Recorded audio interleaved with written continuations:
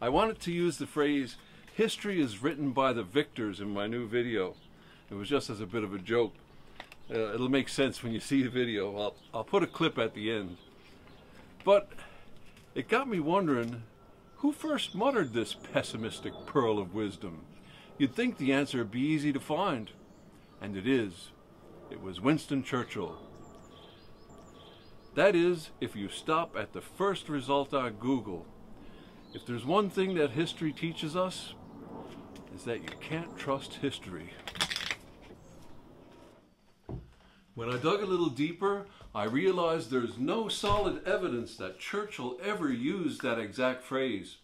He playfully suggested in a speech to the House of Commons in 1948, "It will be found much better by all parties to leave the past to history, especially as I propose to write that history myself."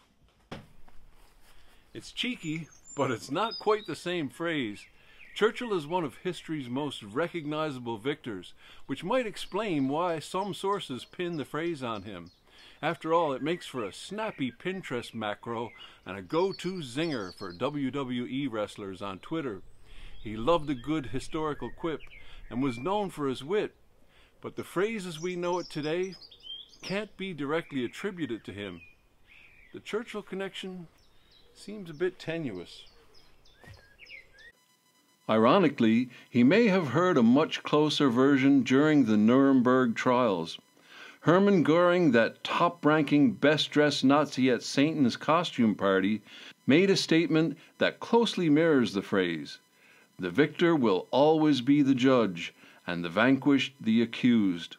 It's chilling, it's bleak, and it's not exactly the kind of sentiment you'd embroider on a pillow, but it appears that the saying predates both Churchill and Göring. But they aren't the only ones who get the credit.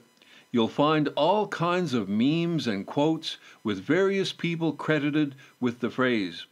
As you can see, there's a lot of confusion about who actually said it, and this uncertainty makes sense when you consider the sentiment itself. The idea that the winners shape how history is told. With such a powerful and enduring concept, it's no surprise that many different people are credited with saying it.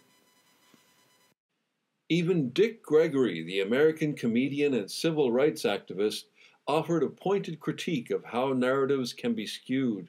He noted that when the cavalry wins, it's considered a great victory, but when the Native American wins, it's labeled a massacre.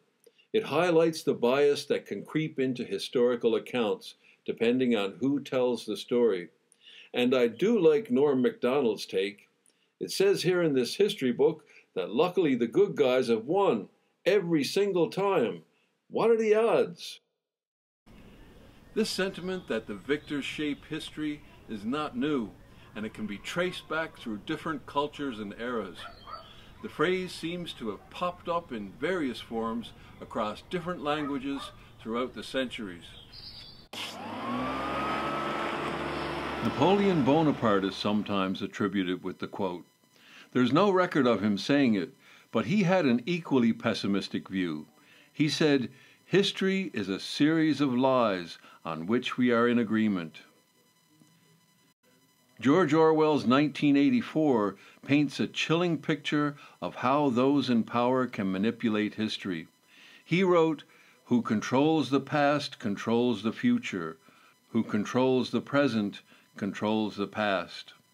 This notion serves as a stark reminder of the dangers of rewriting history to maintain control over society. Missouri Senator George Graham Vest, former congressman for the Confederacy, best known for his closing arguments for the trial in which he defended a dog named Old Drum, said in an 1891 speech, "In all revolutions, the vanquished are the ones who are guilty of treason, even by the historians, for history is written by the victors and framed according to the prejudices and bias existing on their side." But he would say that, wouldn't he? An 1889 biography of a survivor of the 1746 Battle of Culloden said no one will ever know how many members of his clan died on the battlefield, because it is the victor who writes the history and counts the dead. A history of the Duchy of Milan written in 1852 says something like, "The history of these events was written by the victors." It goes on to warn us that there is a need for great caution when reading the verdict of history written with the sword. An 1842 account of French history seems to be the oldest, closest representation of the quote. It says that Maximilien Robespierre, leader of the French Revolution, known for keeping his head, until the end that is, before he was led to the guillotine, he uttered this phrase, which translates to something like, "The history is right, perhaps, but let us not forget, it was written by the victors." The true origins of the phrase are a bit of a wild goose chase through the archives. It's a saying that has evolved across cultures and languages over the centuries. Perhaps the earliest expression of the sentiment, "history is written by the victors," comes from Plato, the ancient Greek philosopher, around 400 BC. There's no one-liner to it, but he seems to be the origin, or at least the first to express the concept of noble lies, myths and falsehoods used by rulers to maintain order and achieve their goals. But I wouldn't know. Everything Plato said is all Greek to me. Now here's that clip I promised you. Don't forget to do all those YouTube things. You know, like, subscribe, leave a comment, hit the bell thingy, and visit our website, wickedacorn.com. Welcome to Didsbury. It's like a little suburb of Manchester nowadays. But on that cold Thursday morning, this was all fields and farmland, and thousands of people had gathered here to watch the finale of the London to Manchester air race.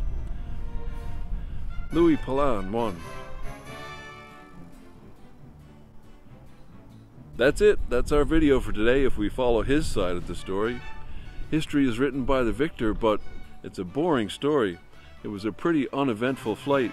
He took off from London, flew to Manchester, and became the first to do it, winning the Daily Mail £10,000 prize. But the story of the guy that didn't win is much more interesting. And it is significantly cheaper for me to fly to Manchester and back to see people in Liverpool than to get a train to Liverpool. That speaks volumes about the state of the railways, but it also says a lot about air travel. In 1906, it wasn't so. This is the story of the London to Manchester air race, another forgotten page of history.